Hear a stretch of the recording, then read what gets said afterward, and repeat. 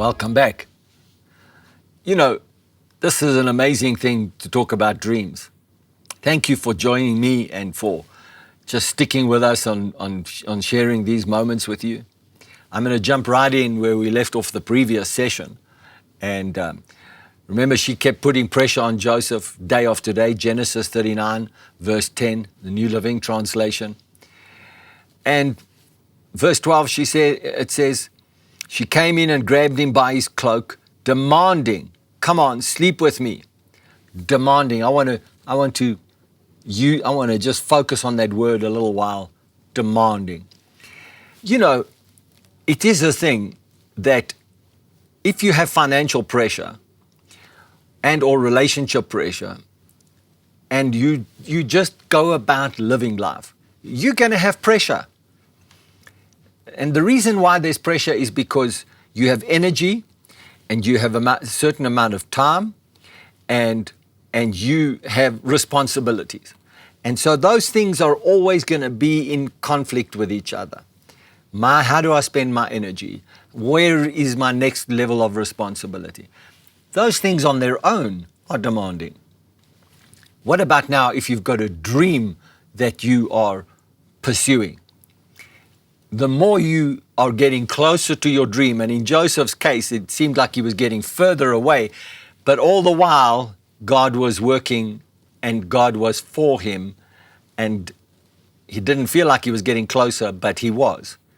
He was getting closer to the positioning that God wanted him to be in. But he certainly wouldn't have seen it from the natural circumstances. In fact, in this instance, she was demanding. This is the nature of a system, a people, a set of influences that will be in your life that want to stop you from reaching your dream. They will place demands on you, and they will be very insistent and demanding. And I'm wanting you to get this out of this passage of Scripture, that she was insistent in her demand. Every day, come sleep with me. Every day. I mean, that's quite a thing if you really think about it a little bit. Every day, you are my husband's slave. You are serving us in this household. I demand that you do this for me. I insist. I demand. And Joseph's whole thing was, my master has left everything in my hands. He has blessed me.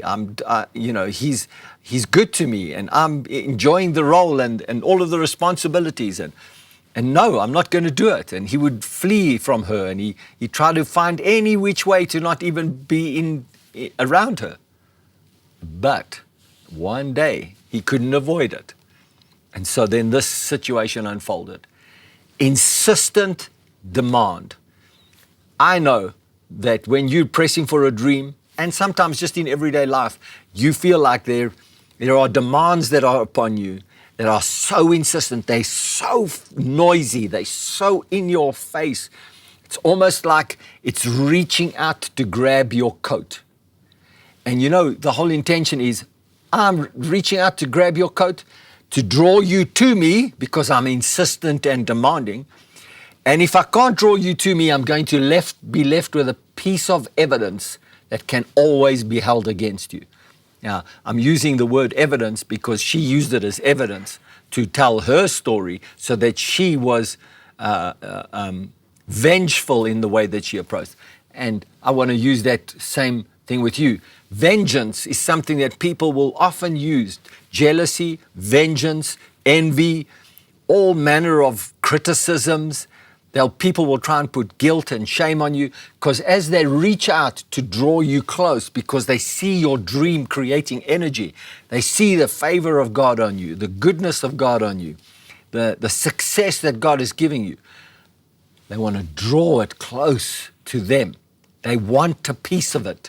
They want a part of it. But you've got to not allow them to have it. It's dangerous. So they'll reach out and try and bring it close to them. And in turn, it might feel like you've left a part of yourself there. But I want to say to you, but God is with you.